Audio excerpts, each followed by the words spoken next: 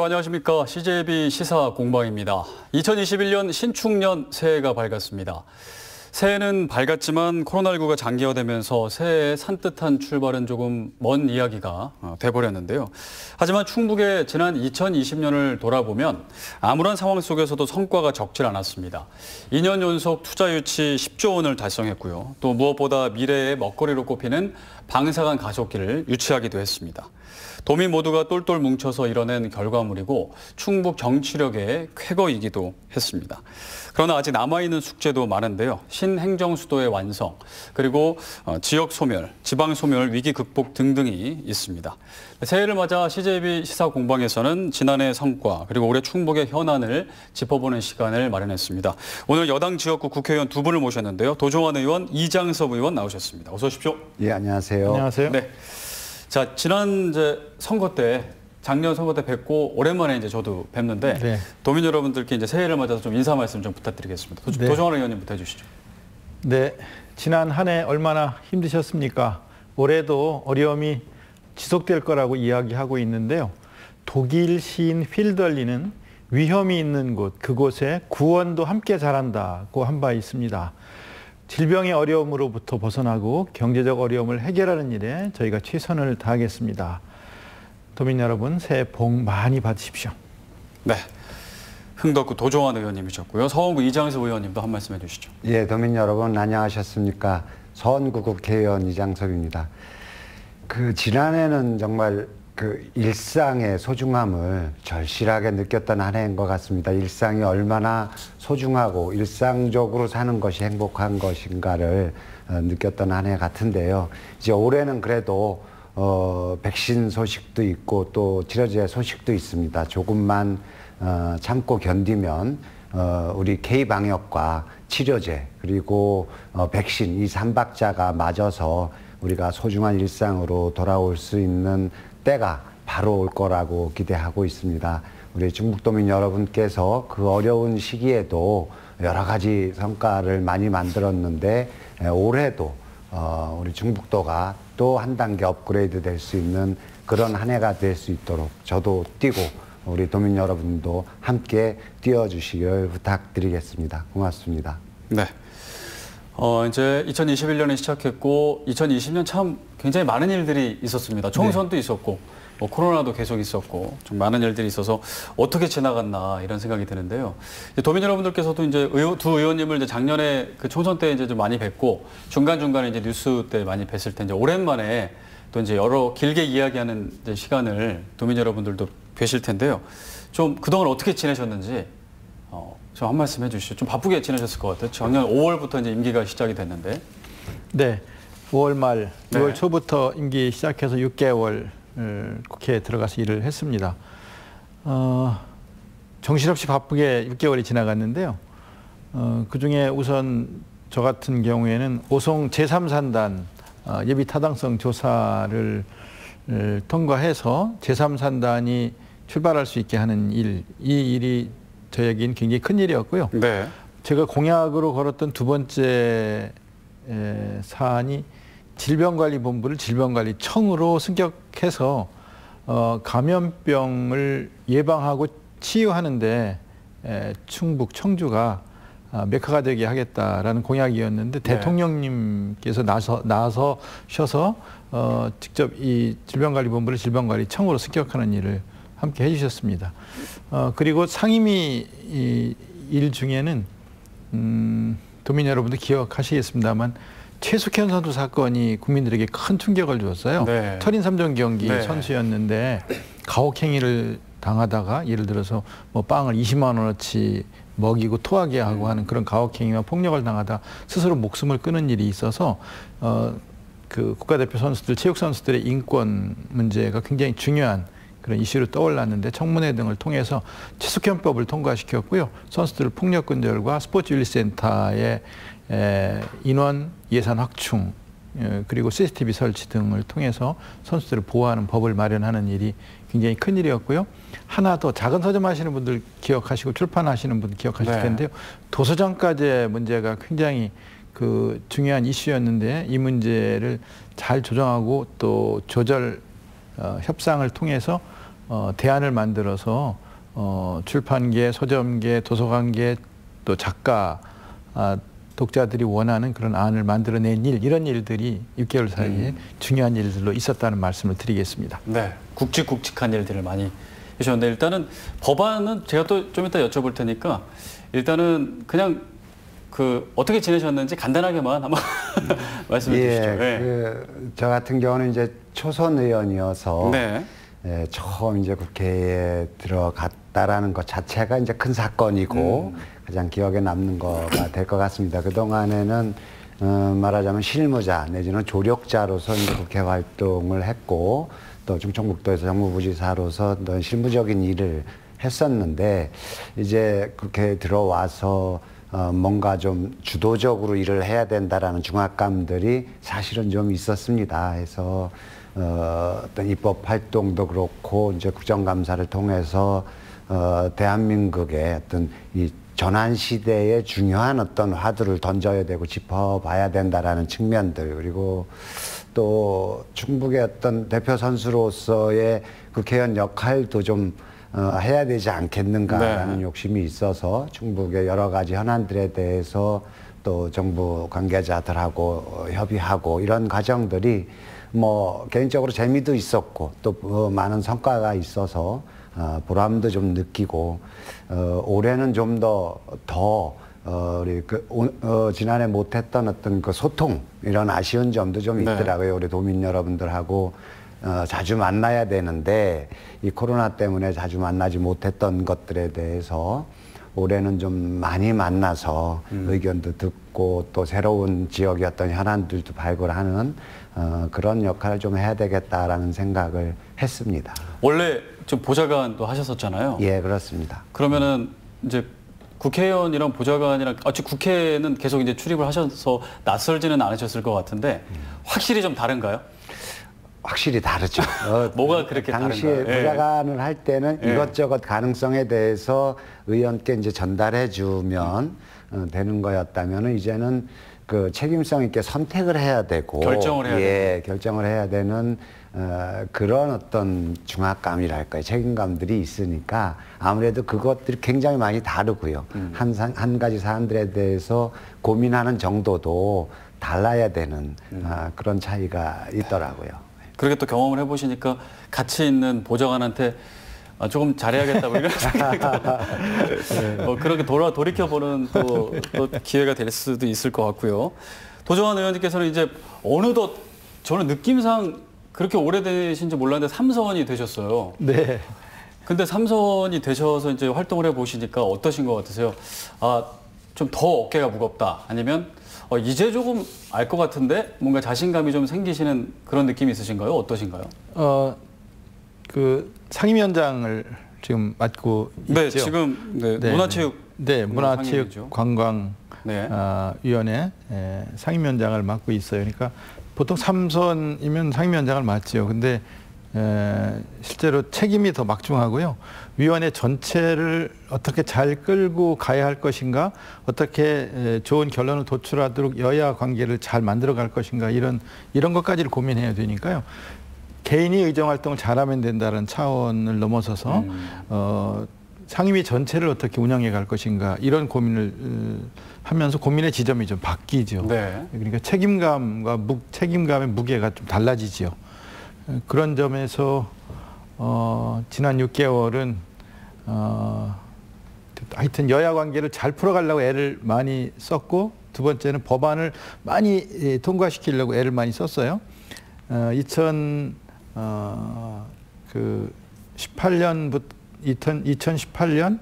아니죠. 2019년에 상임위 법안 심의를 몇 번이나 했나 확인해 봤더니 1년 365일 중에 2일 했더라고요. 그래서 깜짝 놀랐어요. 그래서 법안을 많이 논의하고 통과시키고 하는 일이 굉장히 중요한 일이라고 해서 역점을 두고 전체 통과율 40%를 넘겨서 제일 많이 통과시킨 상임위원회가 되었는데요. 그렇게 상임위 전체를 끌고 가는 일이 굉장히 중요하고 어려운 일이다라는 경험 같은 걸 지금 하고 있습니다. 또 새로운 경험을 또 중압감을 가지고 하고 계시군요. 지금 이제 뭐 사실 현안 좀 딱딱한 질문을 드리기 전에 조금 이제 이런 궁금한 것들을 좀 여쭤보는데 한 가지만 더 원래 이제 시인이셨잖아요. 네네. 요즘에 또 그러면 시를 아예 놓으셨는지 아니면은 좀 가끔 집에서는 혼자 쓰시는지 또 그런 것도 좀 궁금하네요. 발표를 잘 안 하고 있는데요. 네. 쓰는 건 지속적으로 계속 쓰고 있고요. 아, 그래요? 네. 최근에도 몇 편을 썼는데요. 문예제 발표하고 나면 이걸 문화부 기자들이 기사로 다뤄줘야 되는데 정치부 기자들이 이걸 또 정치 기사로 이렇게 다루는 경우가 있어서 일부러 발표를 좀 자제하고 있고요. 뭔가 정치적인 의도가 있는 건 아니냐라는 어떤. 네, 그렇게 바라보기 때문에 조금 자제하고 있는데요. 네. 그럼 나중에 이제 작품 계속 쓰고 모아서 있습니다. 네. 나올 모아놓고 수도 있겠네요. 있고요, 지금. 네. 그 한 가지만 더 뭐 그 좀 축하할 일인데 이제 찾아보니까 이장석 의원님께서는 또 국정감사에서 이번에 우수 의원으로 또 2번이나 뽑히셨더라고요. 예. 그거 어떤 건지 좀 자랑 좀 해주세요. 저 원내대표가 이제 원내에서 그 국정감사 모니터링을 해가지고 네. 예, 그래서 이제 상을 좀 주는 것 같고요. 또 하나는 이제 그 국정감사장에는 그 NGO 시민감시단이라고 내 들어와서 이제 어떤 의원이 어떤 질문들을 잘 했느냐 뭐 이런 그 모니터링 후에 뭐 그 결과를 가지고 상을 주는 게 있는데 저는 뭐 엄청 잘했다고 생각하지는 않고요. 이제 네. 초선 의원이니까 더 잘하라는 어떤 뭐 격려의 의미의 상 아니겠는가 싶은데 제 국정감사는 어쨌든 이제 초선 의원이긴 하지만 제가 산업자원통상 그 중소벤처위원회에 소속되어 있는데 지금이 그 우리나라 산업의 어떤 대전환 시기다. 세계적인 경우도 마찬가지겠지만 특히 코로나 상황 속에서 이 비대면 산업들, 결국 IT 기반으로 하는 이 비대면 산업들이 발달되어 있고, 이 포스트 코로나 상황에서도 마찬가지로 이제 IT 기반으로 하는 새로운 융복합 시대, 뭐 이래서 또 에너지 부분에서도 이제 탄소 제로를 그 지향하는 네. 에너지 전환, 뭐 이런 측면들이 핵심일 것 같아서 이제 저의 올해 국정감사 기조를 거기다 맞췄죠. 그랬더니 아마 그런 시도들이 좀 평가되지 않았나 그렇게 생각하고 있습니다. 조선 의원이신데 이렇게까지 되기가 쉽지는 않은 거잖아요.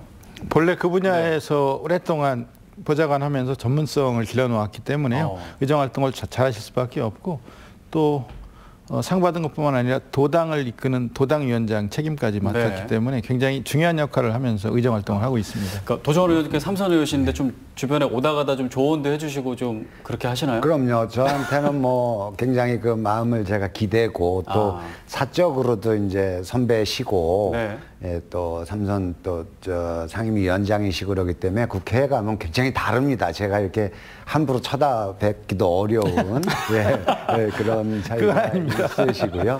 예, 또 그 어떤 뭐 문화계에서는 또 다들 아시겠지만 큰 어른이시고 거장이셔서 뭐 뵐 때마다 어떤 그 자긍심, 그러니까 선후배지간이라는 것 네. 같은 지역에서 활동하고 있다는 그런 자긍심을 갖고 뵙고 있습니다. 네. 자, 이제 두 분의 근황을 좀 여쭤봤고요. 네, 이제 21대 이제 국회가 시작되고 이제 작년 5월 말에 시작해서 이제 한 7개월여 된 것 같습니다.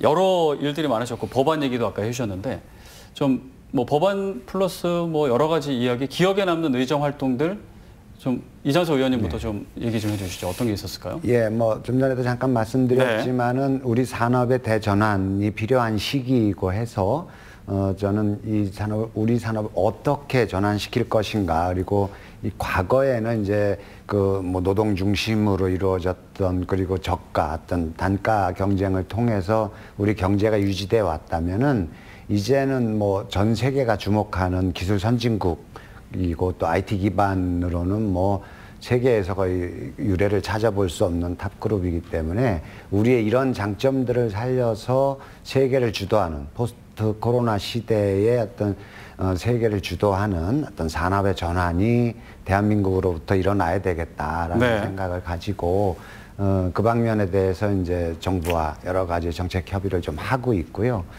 그 입법은 이제 국회의원이 되면 가장 중요한 활동 중에 하나라고 보여져서 그 각 분야의 대표적인 법들을 좀 하나씩 해보겠다는 욕심이 있었어요. 그래서 우리 대형마트와 어떤 골목 상권으로 칭해지는 어떤 중소상공인들과의 상생을 위한 그 유통산업발전법을 네. 발의를 했고, 그다음에는 이 아까 말씀드렸던 지구 온난화, 기후 변화에 대응하는 탄소 배출 억제를 위해서 우리나라의 전기 총 생산량의 한 40%를 이 석탄 발전소가 차지하고 있거든요. 그래서 이거를 줄일 수 있는 법적 근거를 좀 마련해야 되겠다. 네. 그런 법들을 전기사업법 개정안을 발의를 했고요. 또 하나는 이제 그 어떤 산업 전환, 아까 말씀드렸던 이 산업 전환이 법적으로 좀 뒷받침해야 되는 측면들이 있어서 산업 기본법이라는 법을 마련하게 되었죠. 그리고 제가 총선 때 공약으로 내세웠던 어떤 도시공원 지키기 법이라든지 네. 뭐 청주 가정법원 설치 등등 해서 그 많이는 아니지만 하여튼 그래도 빠지지 않을 만큼의 법안들을 내고 앞으로도 또 계획 중에 있습니다. 네. 제가 상당구에 저는 이제 살거든요. 네. 근데 그 서원구 이정섭 그 의원님의 문자가 저한테도 계속 옵니다. 한 달에 한 번씩 의정 그 보고를 문자로 이렇게 해주시는데 저도 지금 잘 보고 있거든요. 그래서 아, 열심히 활동을 하시는구나. 제가 옛날에 이제 서원구에 살아서 요즘에 상당구가 조금 이제 말이 좀 많아서 좀 마음이 아프긴 하지만 그러면은 여러 이제 법안을 발의 이제 하셨는데 이제 4년 임기 중에 그 발의한 법안을 이제 통과하려고 애를 이제 쓰실 텐데요.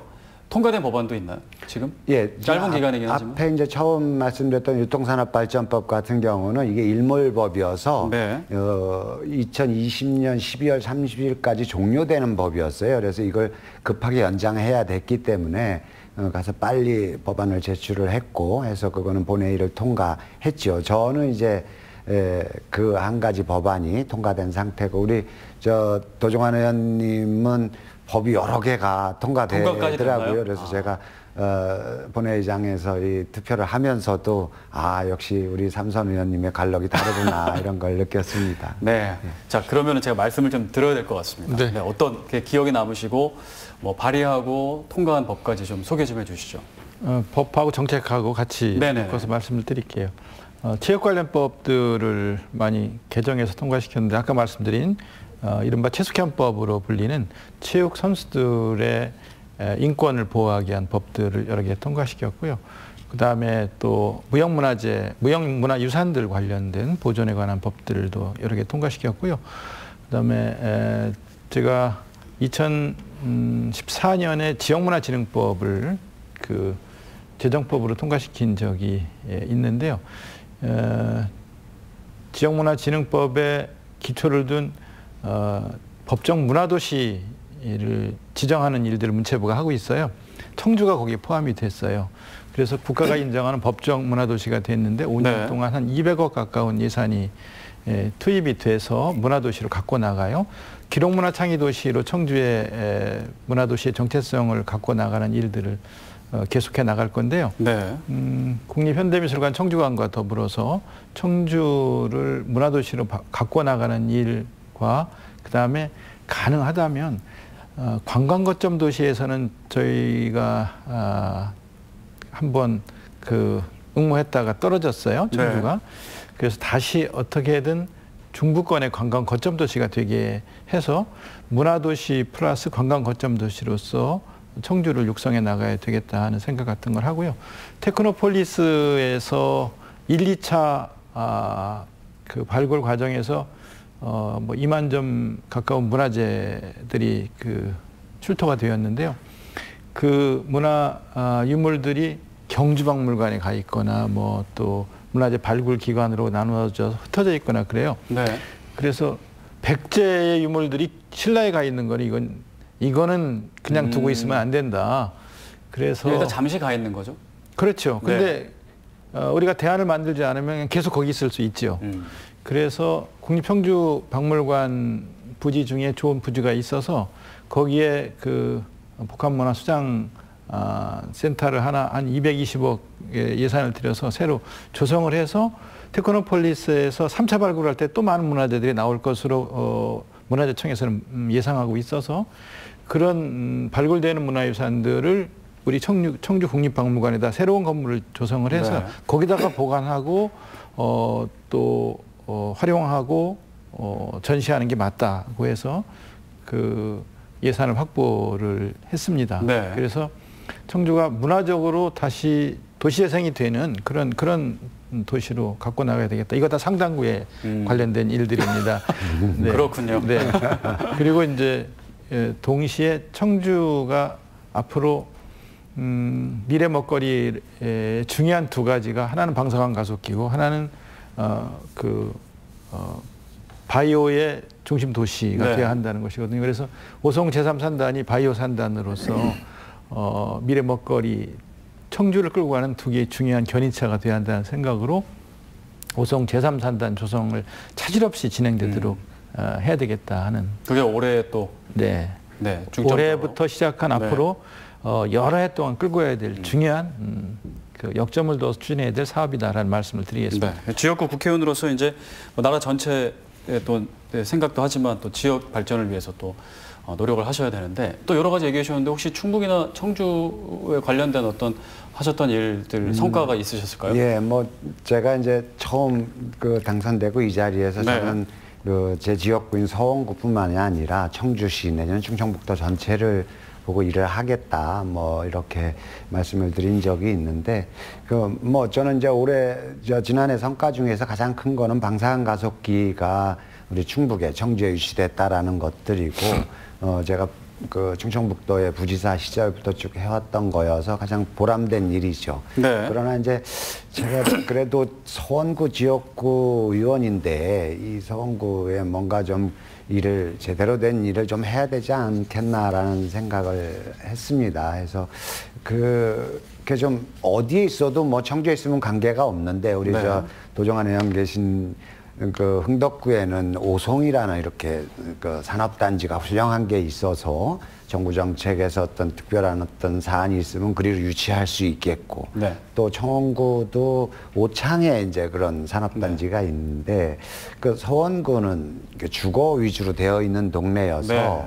일정하게 좀 확장성도 그렇고 한계가 있다라는 생각이 들었습니다. 해서 제가 선거 때 청주 교도소 이전 공약을 냈는데 생각해 보니까 여기를 뭘로 채울 거냐의 문제가 또 있어요. 그래서 네. 이 서원구에도 좀 대규모 산업단지를 하나 좀 만들어 보자라는 생각을 해서 지금 현도 지역에다가 약 100만 평 정도의 산업단지를 조성을 하면 기업들도 많이 들어올 테고 또 정부의 여러 가지 기관 센터들도 들어올 수 있겠고 네. 그러면 자연스럽게 그쪽에서 일하고 계신 분들의 주거지가 우리 서원구 중심에서 돼야 될 텐데 그러면 이 청주 교도소를 이전하고 나면 그 부지가 또 약 한 80만 평 되기 때문에 여기에 그 배후 어떤 그 주거 지역으로서의 어떤 새로운 도시를 만들 수 있지 않겠는가. 그래서 청주교도소 이전과 대규모 산업단지 두 개를 맞물려서 조성하는 이런 계획을 세우고 현재 충북도랑 청주시랑 그리고 또 산업단지 건설을 대한민국의 산업단지 건설을 주도하는 우리 한국산업단지 공단이라는 네. 기관이 있는데 거기랑 그 회의를 몇 차례 했습니다. 해서 그 가능성을 일단 확인하고 좀 차근차근 추진해 나가는 방식으로 풀어보려고 하고 있습니다. 제 임기 내에 이게 가시적인 성과를 내는 것을 목표로 하고 있고요. 네. 완성은 뭐 좀 더 걸릴지라도 그렇게 좀 중점적인 제 지역구 의원으로서 역할을 하고 있다라는 보고를 또 이 자리를 빌어서 드립니다. 네. 이제 시작이고 아직 3년 반 남았으니까 또 열심히 하다 보면 또 가시적인 성과가 나오지 않을까 그리고 또 기대를 해보겠습니다. 이제 뭐 법안 얘기도 좀 했고요. 그리고 이제 오늘 이 시간에는 또 여러 가지 또 현안들이 많습니다. 그 현안에 대해서 또 국회의원님들께서는 어떤 또 입장이시고 어떤 생각을 가지고 계신지 그런 생각을 좀 여쭤보는 그런 시간을 좀 가져볼까 하는데요. 일단 좀 크게는 아무래도 이제 코로나 상황이라 코로나가 장기화되면서 아무리 뭐 긍정적인 생각을 해도 지칠 수밖에 없고요. 그리고 뭐 여러 가지 방역 대책이 나오지만 그 중에서 뭐 괜찮은 것도 있고 이건 조금 생각이 좀 이거는 뭐 여러 이렇게 평가가 엇갈리는 그런 네. 대책도 좀 있습니다. 뭐 백신 확보가 늦어지는 부분에 있어서도 또 많은 이야기가 나오고 있고요. 그래서 여러 불만들이 좀 쌓이고 있어서 그게 지금 뭐 정부의 지지율이나 대통령의 지지율 이런 것들로 이제 반영이 네. 되는 측면도 있고요. 이런 부분들, 좀 코로나 상황 때문에 여러 가지 이제 방역 대책과 관련된 불만의 부분들, 그 여당으로서는 어떻게 지금 보고 계시고 좀 대응책이 있을까요? 네. 네. 방금 말씀하신 대로 네. 백신 확보가 좀 늦어졌다고 하는 것 때문에 대통령 지지율도 많이 떨어지고 여당 지지율도 많이 떨어져 있습니다. 지금 2월 말이면 이제 아스트라제네카하고 파이자, 아스트라제네카 1,000만 명분, 파이자 1,000만 명분, 들어오면서 이제 2월 말부터 접종을 시작할 것이고요. 전체 5,600만 명이 접종할 수 있는 백신들을 연차적으로 도입을 할 계획이라는 점을 질병관리청에서 발표를 했고 또 총리께서도 발표를 하셨어요. 처음에 이제 미국하고 영국은 백신을 이미 접종 시작하는데 어째 우리는 백신 접종 못하고 있냐 이런 비판과 불만과 불안이 있었습니다. 그리고 두 번째는 국민이 5천만 명이 넘는데 5,180만 명인데 왜 4,400만 명분밖에 백신을 도입을 안 하냐. 네. 그것도 다 확보를 못 하느냐 이런 지적들도 있었습니다. 근데 이제 그 두 번째 것은 4,400만 명분 처음에 발표가 됐던 것은 18살 미만 그 어린이들 806만 명 정도는 안 맞는 거거든요. 임산부 30만 명. 5천만 명에서 빼면 4,340만 명 정도 되죠. 그래서 여야가 4,400만 명분의 백신 예산을 그 9천억 예산을 세웠던 거거든요. 계산에 의한 거요. 계산에 의해서 여야가 합의해서 필요한 만큼 예산을 세웠던 거고요. 바로 백신을 빨리빨리 도입해서 바로 이렇게 미국과 영국처럼 접종하지 못하게 된 것은 정부 여당으로서는 죄송스럽게 생각을 하고요. 그러나 안전성에 대해서 우리가 간과해서는 안 되는 지점이 포르투갈 간호사가 어제 사망을 했어요. 백신 접종하고. 네. 이스라엘 남성 두 분이 또 연말에 또 두 분이 사망을 했거든요. 백신 접종 후에. 보통 8년 반 정도 걸리는데 빨리 잡아도 6년 걸리는 백신을 11개월 만에 만들어서 지금 막 접종을 하고 특히 미국, 영국은 광범위하게 퍼져 있기 때문에 바이러스가 몸에 있는 사람한테 백신을 다시 말해서 균을 약하게 해서 몸에다 접종을 하면 부작용이 날 수밖에 없거든요. 이런 점을 점검해야 되는 시간이 필요했던 것이고 우리는 환자가 많지 않았기 때문에 조금 그 부분에 대해서는 확보하는데 긴장감이 떨어졌던 점에 대해서는 저희도 인정을 하고 죄송하게 생각을 하고요. 2월부터 접종을 한다라는 것과 동시에 우리가 강점으로 가지고 있는 게 하나 있는데 네. 치료제가 지금 전 세계에서 치료제가 미국밖에 없어요. 미국 다음에 저희가 개발을 하거든요. 셀트리온에서 지금 식약처에 임상 이상 실험 결과를 제출을 했어요. 그래서 거기에 30-40일 정도 거쳐서 1월 말이면 이번 달 말이면 허가가 나옵니다. 조건부 사용 승인이 나오면 우리는 전 세계에서 두 번째로 치료제를 확보한 나라가 됩니다. 1,000명이 넘는 사람이 사망을 했어요. 그런데 사망자, 그 다음에 경증에서 중증으로 넘어가는 사람을 잡을 수 있는 치료제이거든요. 그렇기 때문에 이런 치료제를 확보하고 그 다음에 진단키트도 지금 PCR 검사를 통해서 정확하게 양성인지 음성인지를 찾아냅니다만 오송 SD 바이오 센서 같은 곳에서는 15분 만에 양성인지 음성인지를 판명해내는 신속진단 키트도 지금 대량 생산하고 있거든요. 네. 그래서 외국에 수출도 하고 있는데 신속진단 키트를 비롯한 방역 체계, 그 다음에 치료제, 그 다음에 백신 이런 것들이 2월이면 다 갖춰지는 나라가 되거든요. 그렇기 때문에 지금 많이 어려우시고 많이 힘드시고 특히 의료진들이 정말 많이 지쳐 있고요. 국민들도 물론 너무너무 힘들어 하시지만 2월이 되면 방역도 잘했지만 치료까지 잘할 수 있는 그래서 국민들이 코로나 위기로부터 벗어날 수 있는 가능성들을 만들어 간다. 네. 이렇게 말씀을 드릴 수 있고요. 그리고 조금만 더 인내하시고 협조해 주시면 저희가 코로나를 빠르게 종식시킬 수 있는 단계로 넘어간다 하는 말씀을 드리겠습니다. 네. 뭐 여러 자세하게 얘기를 해주셨는데 좀 어쨌든 그 민주당 입장에서는 좀 분위기 전환이 좀 필요할 것 같기도 하고요. 코로나 상황은 당분간 이제 계속 되니까 물론 2월까지 가면은 여러 가지 안정적으로 확보가 되긴 하지만 그 전까지도 사실 뭔가 또 시간이 좀 한 달 정도의 시간이 있지 않습니까? 어떤 좀 대응책이 있을까요? 예, 뭐 사실은 큰 대응책은 없죠. 그 옛말에 긴 병에 효도 없다고 네. 이 부모 자식 간에도 병이 길어지면 어떤 불화가 생기고 어려워지는 건데 이게 1년 넘게 마스크 쓰시고 외출도 못하고 이러다 보니까 국민 여러분들 정말 스트레스 많이 받으시고 그런 것들은 사실이죠. 그렇지만은 이제 저희 입장에서는 그래도 이제 끝이 보인다. 지금 말씀하셨듯이 치료제가 나오고 백신이 들어오면 이제 어느 정도 정리할 수 있을 것 같고요. 국민들도 다 아실 겁니다. 아시면서도 또 화가 나시는 거죠. 이런 상황들이.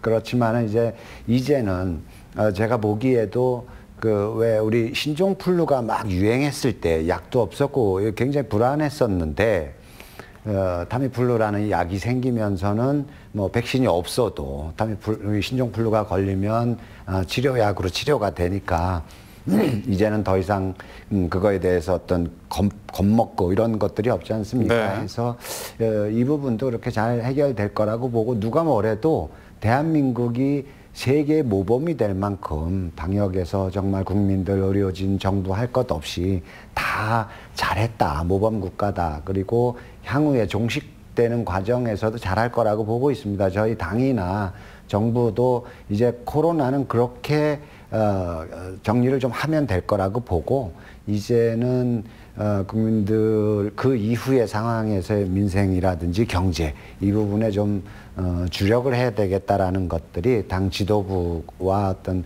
우리 의원들 간의 의원총회를 통해서 코로나 이후 시대를 대비하자. 이제 세계 경제가 회복기에 접어들 텐데 이때가 어쩌면 시장에서의 기회도 가장 큰 때이기 때문에 우리의 어떤 모범 사례들, 또 뭐 K 방역을 포함해서 우리의 그 첨단 산업들이 세계로 뻗어 나갈 수 있는 그런 기회를 좀 포착해야 된다라고 해서 우리 당이나 문재인 대통령 포함한 정부에서는 코로나 이후에 우리의 민생 경제들을 어떻게 잘 살필 것인가를 현재 중요한 어떤 정책에 어떤 그 집중해야 될 지점이다 이렇게 생각하고 있습니다. 네. 코로나에 대한 입장을 좀 여쭤봤고요. 이제는 좀 충청권 현안에 대해서 조금 살펴보겠습니다. 이제 뭐 현안에 대해서 구체적으로 좀 질문을 드리기 전에 이 질문을 좀 먼저 드려볼 텐데 작년에 이제 우리 충북 정치권에 아까도 이제 잠깐 제가 언급을 하긴 했습니다만 그 좀 불미스러운 일들이 좀 있었습니다. 네.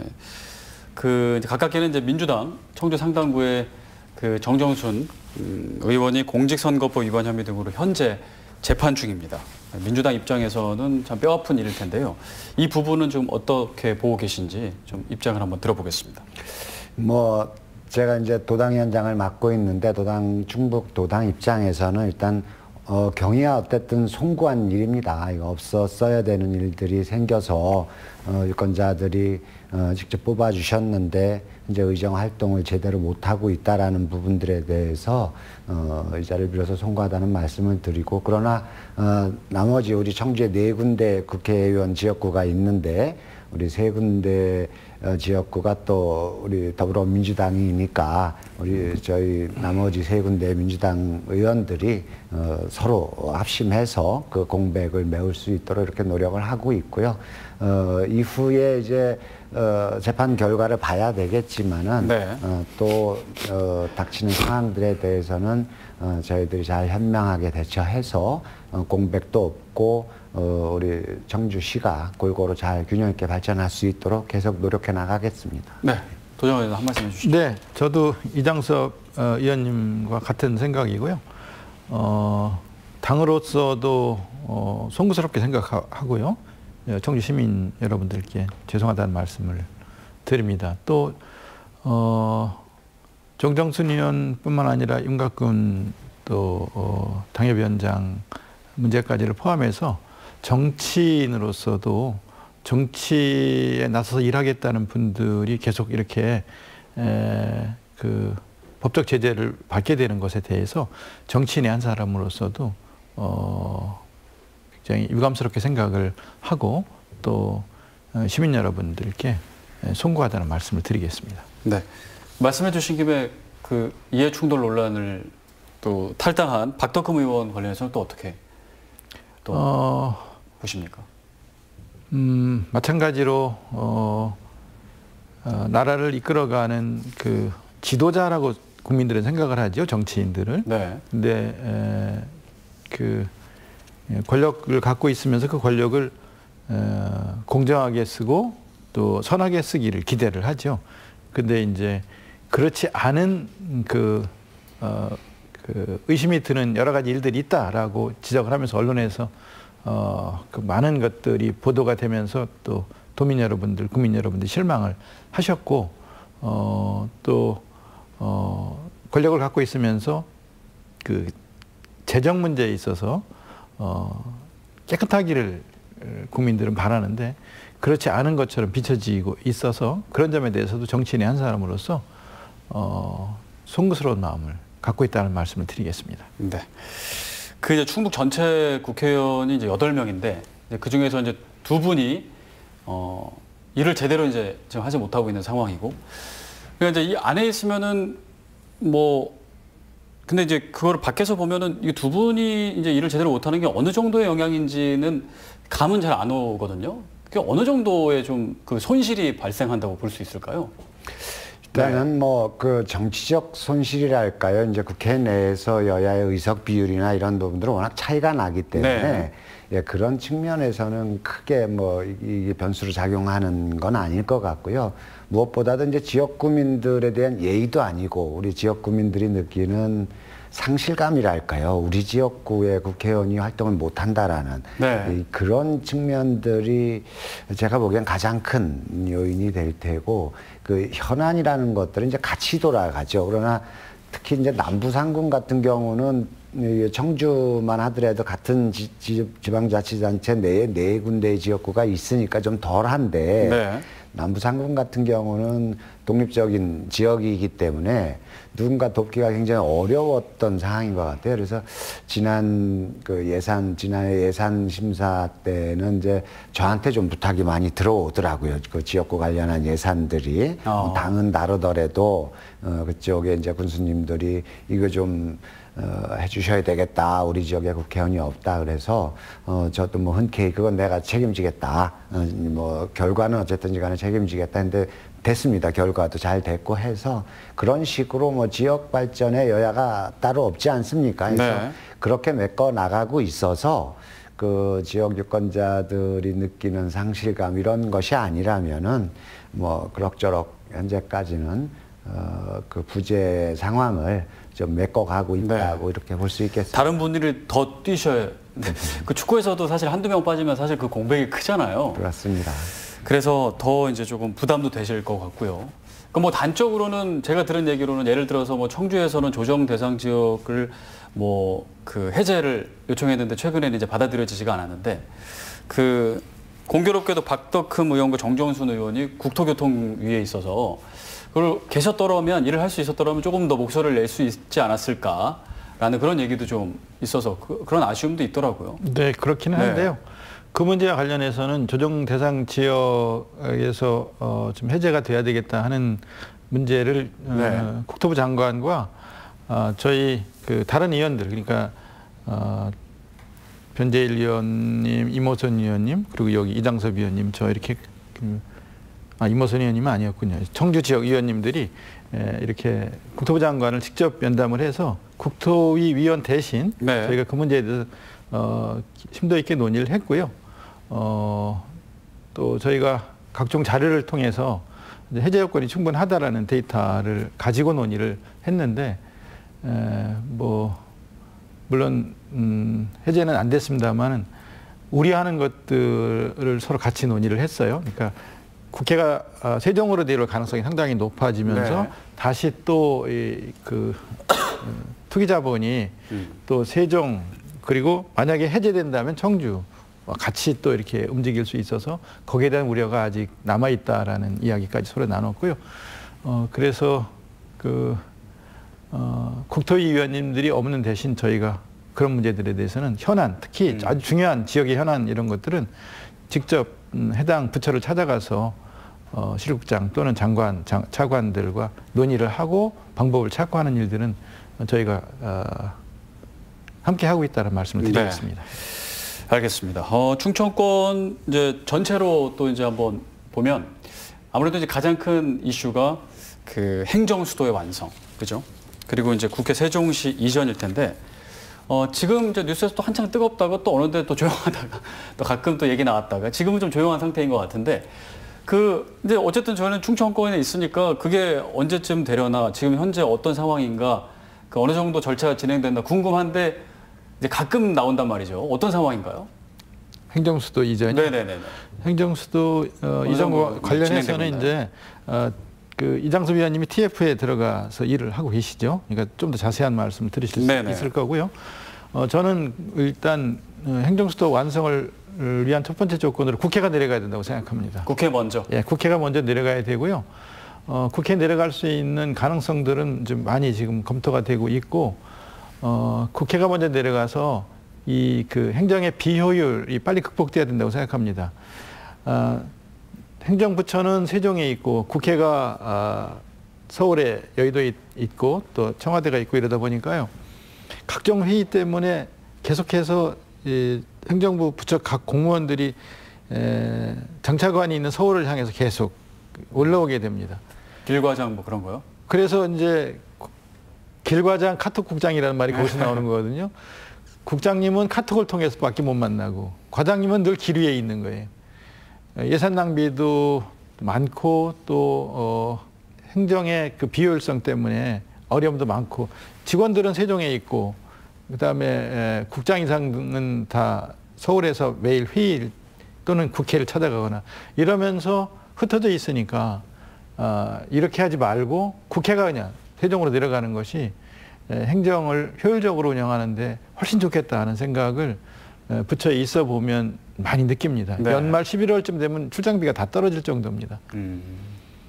많이 세우는 출장비가 다 떨어져서 출장비를 제대로 줄 수 없을 정도로 계속 이렇게 세종과 서울을 오고 가는 형태의 행정의 비효율성은 문제가 많다고 생각을 합니다. 그런 측면에서라도 국회가 먼저 세종으로 내려와야 되고 그래서 행정수도가 처음에 구상했던 쪽을 향해서 자꾸 이렇게 응집될 수 있도록 그렇게 해야 되겠다는 생각을 합니다. 네. 지금 이장섭 의원님께서 그쪽에 TF팀에 계시나요? 예, 예. 그러면 제일 잘하시겠네요.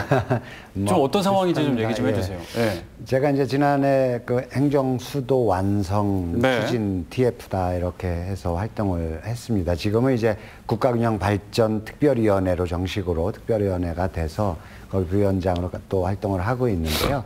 현재 세종시 국회 이전 문제는 10개 상임위와 국회의 입법처라든지 사무처, 예산정책처 이런 관련한 처실들이 다 옮겨가는 걸로 이렇게 결정을 한 상태죠. 나머지 이제 법적 절차는 좀 남아 있는 것이고 그리고 지난해 연말 예산 심의 과정에서 국회 세종 청사 설계 예산이 127억이 반영이 됐어요. 네. 물론 전제 조건은 좀 있습니다. 여야가 법으로 입법이 돼야만 이 예산을 집행할 수 있도록 한데 지금 여야가 그런 것에 대한 이견은 없습니다. 다만 국회가 왜 다 못 옮겨가느냐의 문제는 지난번에 신행정 수도를 추진하는 과정에서 헌재가 위헌 판결을 내렸어요. 그래서 국회의 의장실이나 본회의장 이 부분은 헌법 사안이 돼버리는 바람에 그렇게 묶여 있는 거죠, 현재. 그래서 실질적인 국회 기능은 세종시로 다 간다라고 보시면 맞겠고요.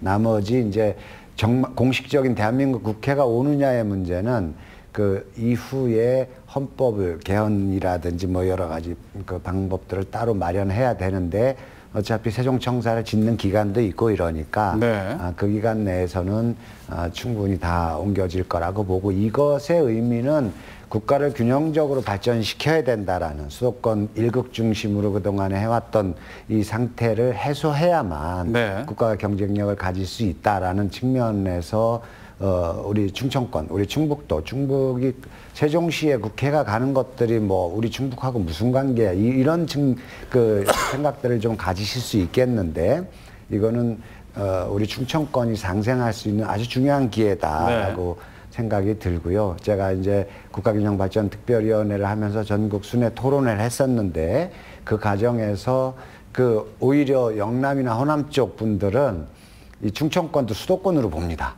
이미. 예, 그래 당신들의 혜택을 많이 받은 곳 이렇게 보기도 하는데 어쨌거나 이 최근 들어와서 왜 우리 도민 여러분들께서 들어보셨겠지만 메가시티 이런 개념들을 들어보셨을 거예요. 그래서 대략 한 인구가 300에서 500만 이상 되는 어떤 그 경제, 생활, 문화의 공동체를 형성을 해서 규모의 경제의 이 모양을 갖추고 지역을 발전시켜 나가는 그런 정책인데 그 부산, 울산, 경남을 중심으로 한 그 메가시티 전략이 있고요. 네. 그 또 우리 충청권을 중심으로 한 그 그랜드 메가시티 전략이 있습니다. 그리고 수도권 마찬가지로 이렇게 해서 충청권이 충남북, 대전, 세종이 함께 어떤 미래 발전을 모색을 하고 같은 생활권을 살 수 있도록 이렇게 한 단계 더 나아가는 과정에 이 세종시의 국회 이전은 가장 상징적이고 그 리더격인 정책이다라고 보는 거죠. 그래서 알겠습니다. 우리 그것에 따른 충청북도의 발전 비전을 또 이제 우리가 만들어야 되는 숙제를 안고 있습니다. 네, 차차 이제 진행이 잘 되고 있다라는 말씀이신 거죠? 예. 네. 이제 메가시티도 제가 여쭤보려고 했는데 말씀을 해주셔서 이제 메가시티는 이제 작년에 큰 화두였고요. 충청권 그 4개 시도가 이제 뭐 생활 경제권을 좀 묶어보자라는 이제 취지인데, 그래서 제가 이제 가장 눈에 들어오는 건 광역철도망이고, 그러면 청주에 지하철이 들어오는 거야? 이런 생각까지 가게 되는 건데, 그렇게 되는 건가요? 어떻게 추진되고 있는 건가요?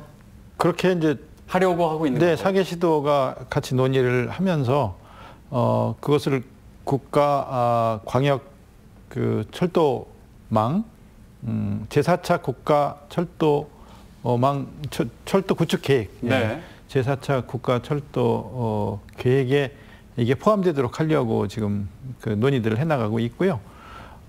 이게 인구가 550만이거든요.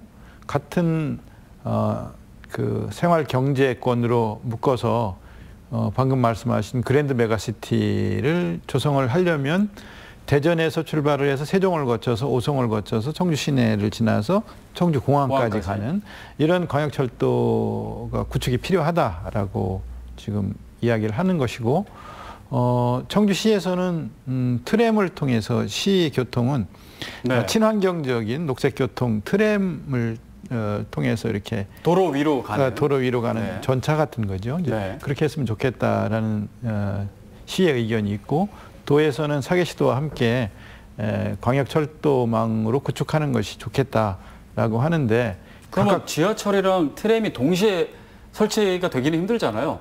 시장님은 예전에 동시에 가면 된다 그렇게 얘기까지 하셨거든요. 근데 현실적으로 좀 그게 뭐 예산 문제도 그렇고요.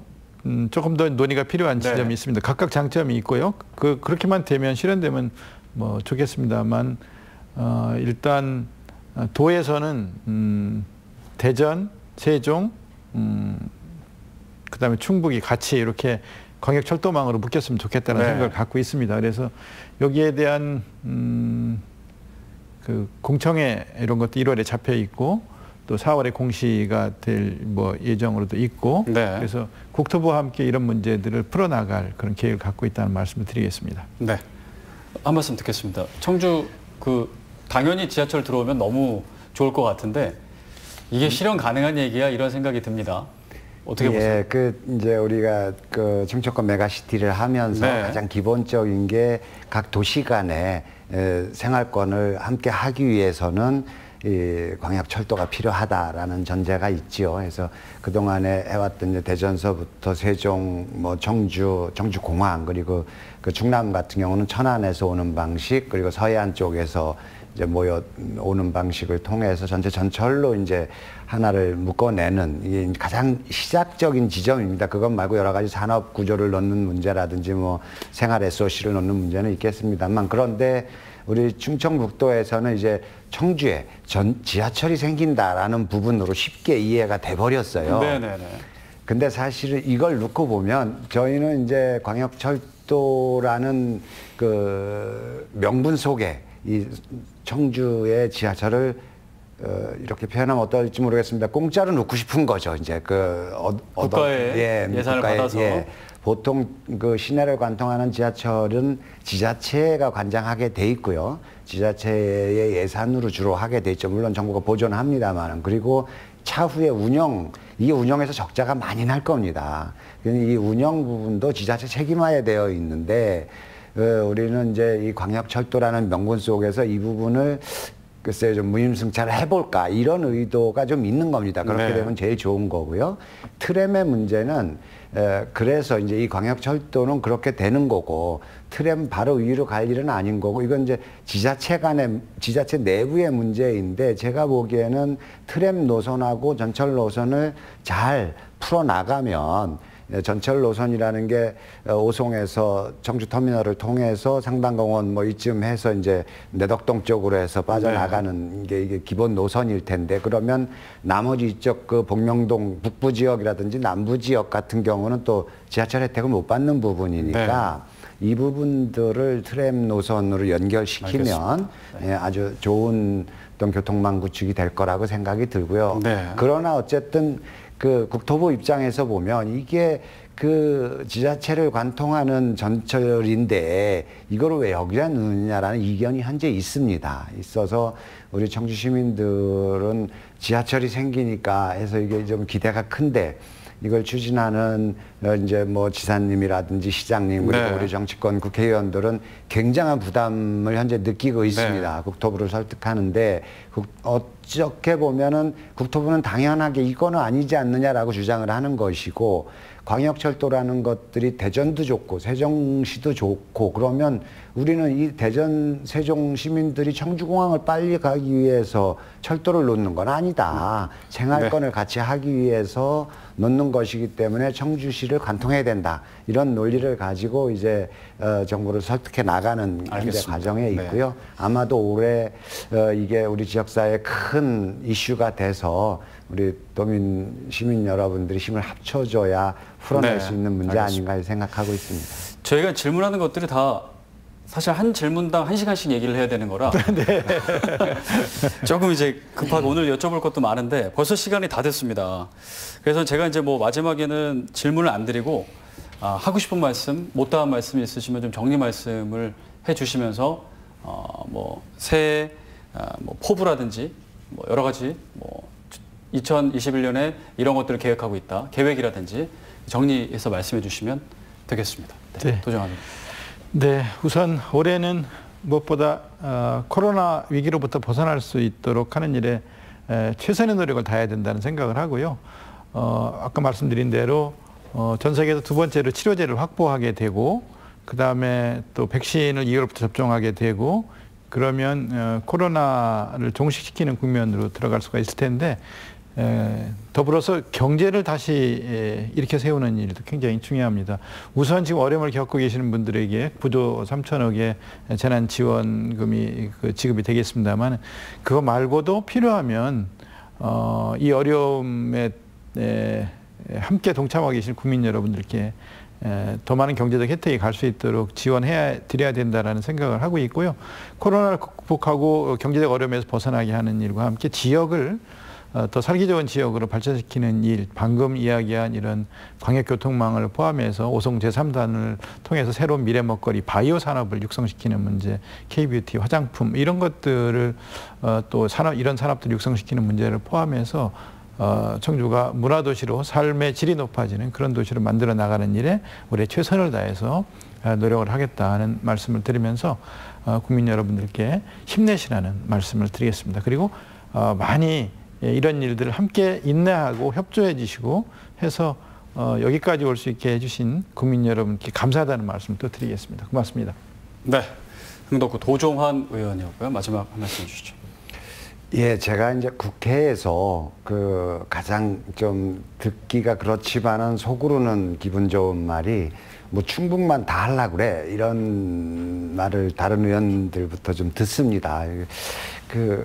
그렇게 보였는가 보다, 충북이 다 가져가는 거라고 보였는가 보다 이런 생각이 좀 들었는데요. 돌이켜보면 이제 지난해 그 어려운 시기였지만은 충청북도는 굉장히 많은 현안들을 풀었지요.